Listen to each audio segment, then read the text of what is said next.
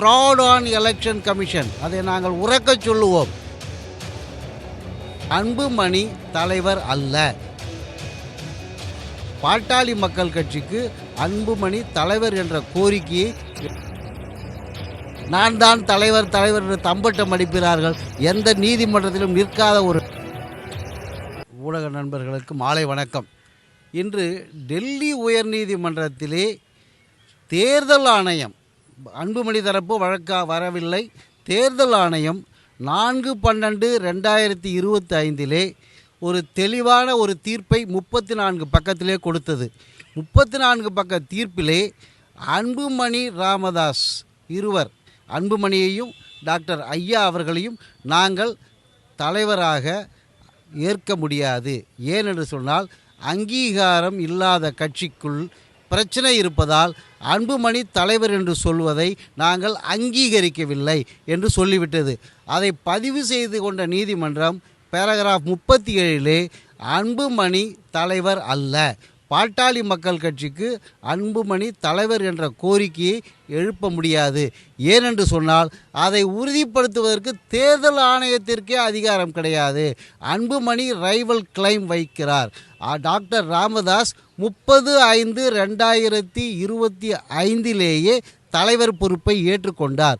அன்புமணியின் பதவிக்காலம் 29/5/2025 முடிந்துவிட்ட பிறகு டாக்டர் ராமதாஸ் வந்துள்ளார். ஆனால் யாருக்கும் தெரியாமல் ஃப்ராட் ஆன் எலெக்ஷன் கமிஷன், அதை நாங்கள் உறக்க சொல்லுவோம். தேர்தல் ஆணையத்திலே 4/12/2025 ஆவணம் வாயிலாக தெளிவாக தெரிய வந்தது. பொதுக்குழு எதுவுமே கூடாமல் தன்னிச்சையாக அன்புமணி தன்னுடைய தகப்பனாருடைய பெயரை மிஸ்யூஸ் செய்து தன்னுடைய கட்சியினுடைய கட்சிக்காரர்களுக்கும் மக்களுக்கும் தெரியாமல் அவர் 31/8/2023 3 ஆண்டு காலம் பதவி இருக்கும் பொழுதே வேண்டுமென்றே ஒரு கள்ளத்தரமான ஒரு ஆவணத்தை உருவாக்கி தான் தலைவராக இருக்கிறேன் என்று ஒரு கடிதத்தை அனுப்பியிருந்தார். அந்த கடிதத்திற்கு 4/12/2023 ஒரு உத்தரவும் போட்டார்கள். அந்த கடிதத்தில் கூட தப்பு செய்கிறவன் திருப்பி தப்பு செய்வான்னு சொல்லுவாங்க. அந்த கடிதத்தில் கூட இந்த டென்யூர் ஆஃப் ஆஃபீஸ் பேரர்ஸ் 3 ஆண்டுகள் என்பது யாராயிலும் தலைவர் பொறுப்பை கேட்டாலோ அல்லது டாக்டர் மருத்துவர் ஐயா தலைவர் என்று சொன்னாலோ அல்லது யாராயிலும் வழக்கு போட்டாலோ அந்த நிமிடமே அற்று போய்விடும் என்று சொன்னது. இறந்து போன ஒரு டாக்குமெண்ட்டை வைத்து கொண்டு நான் தான் தலைவர் என்று தம்பட்டம் அடிக்கிறார்கள். எந்த நீதிமன்றத்திலும் நிற்காத ஒரு டாக்குமெண்ட், அந்த டாக்குமெண்ட் போய்விட்டது. அதன் அடிப்படையிலே 9/9/2025 40 நாட்களுக்கு நீட்டிக்க வேண்டும் என்று மனு கொடுத்து அதை தேர்தல் ஆணையம் அதிகாரம் இல்லாமல் நீட்டித்ததாக எழுதுவது ஒரு பொய்யினும் கடைந்தெடுத்த பொய். ஏனென்று கேட்டால் தேர்தல் ஆணையத்திற்கு பதிவு செய்யும் அதிகாரம், பர்மிஷன் வழங்கும் அதிகாரம் இல்லை. இதை ஏன் 40 நாட்களுக்கு நீட்டித்தார்கள் என்று சொன்னால் பைலாவிலே 3 ஆண்டுகளுக்கு ஒரு முறை தான் தேர்தல் நடத்த முடியும்.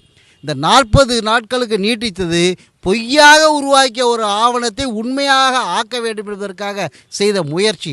அதிலும் படுதோல்வி. அந்த ஆவணம் 30/5/2025 மருத்துவர் ஐயா அவர்கள் தலைவராக வந்ததாக சொல்லி தபால் அனுப்பிய அடிப்படையில் இறந்து விட்டது. அவர் தலைவரே அல்ல. இந்த தீர்ப்பு 4/12/2025 மிக தெளிவாக டெல்லி உயர்நீதிமன்றத்திலே மருத்துவர் அன்புமணி தலைவர் அல்ல என்பது உறுதியாக சொல்லப்பட்டது. ஆனால் 60 நாள், 30 நாளுக்கு தான் அப்பீல். ஆனால் 60 நாள், 4/12/2025 இன்றைக்கி அந்த வழக்கு வருது. 60 நாள் கழித்து அன்புமணி தரப்பு வரவில்லை, அன்புமணி தரப்பே பார்ட்டி இல்லை. தேர்தல் ஆணையம் மறைமுகமாக அன்புமணிக்கு ஆதரவாக அது அன்புமணிக்கு சொல்லக்கூடிய பாதகமான வரிகளை எல்லாம் மாற்றி அமைக்க வேண்டும், இது ரிவ்யூ பெட்டிஷன் என்று போட்டார்கள். ரிவ்யூ என்பது ஒரு வியூ எடுத்தால் அதை மறுபரிசீலனை செய்வது. ஆனால் நீதிமன்றம் பேராகிராஃப் 18/37 அது வியூ எடுக்கவில்லை. அது சிரிப்பாக கூட சொன்னார்கள். திறந்த நீதிமன்றத்திலே தேர்தல் ஆணையத்தினுடைய வழக்கறிஞர் சொன்னவரை பதிவு செய்து கொண்டோம். அவர் என்ன சொன்னார்? நாங்கள் அன்புமணியை தலைவராக அங்கீகரிக்கவில்லை.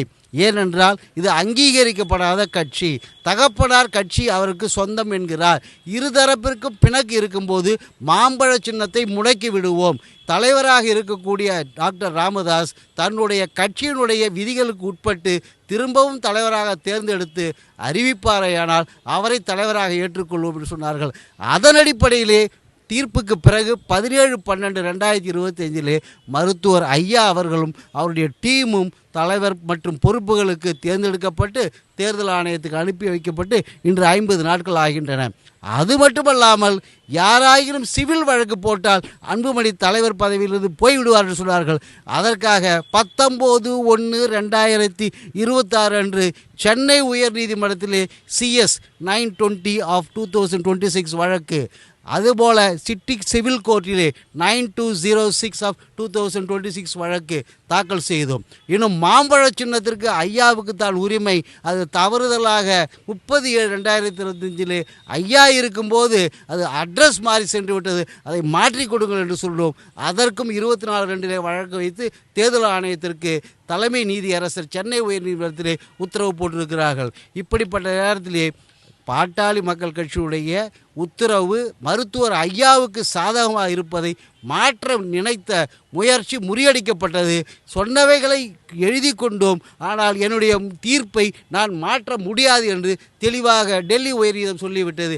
இதை பொய்யாகவே சொல்லி கொண்டு இருக்கக்கூடிய அன்புமணி தரப்பு கடந்த காலங்களிலிருந்து ஓராண்டு காலமாக பொய்யையே சொல்லி வருகிறார்கள்.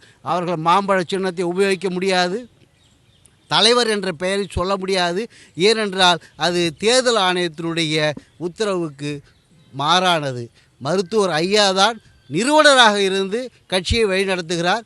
17/12 தேர்தல் ஆணையம் சொன்னபடி திரும்பவும் தலைவராக வந்து 30/5/2025 முதல் கண்டினியூ செய்து வருகிறார். எனவே அவர்தான் தலைவர். பிரிவு 35 17/8/2025 பொதுக்குழுவிலே பாட்டாளி மக்கள் கட்சி நம்ம நாட்டிலே இருக்கக்கூடிய அனைத்து கட்சிகளும் வித்தியாசமான கட்சி என்று நிறுவனருக்கு மட்டுமே தேர்தலில் போட்டியிடக்கூடிய வேட்பாளர்களுக்கு A ஃபார்ம் B ஃபார்ம் கொடுக்கக்கூடிய விதியை அமைத்து மருத்துவர் ஐயாதான் கட்சிகளிடம் கூட்டணி பேச அதிகாரம் பெற்றவர், அவர்தான் A ஃபார்ம் B ஃபார்மில் கையெழுத்து போடுவார் என்று சட்டமும் ஆக்கியிருக்கிறது. இதையெல்லாம் தெரிந்து கொண்டு எப்படியெல்லாம் கபட நாடகம் ஆடலாமோ அப்படி ஆடிக்கொண்டிருக்கிற அன்புமணி தரப்புடைய முகத்திரையை இன்று டெல்லி உயர்நீதிமன்றம் கிழித்தது. அது மட்டுமல்ல, டெல்லி உயர்நீதிமன்றம் தீர்ப்பை மாற்ற முடியாது என்று சொல்லி மனுவை தள்ளுபடி செய்தது.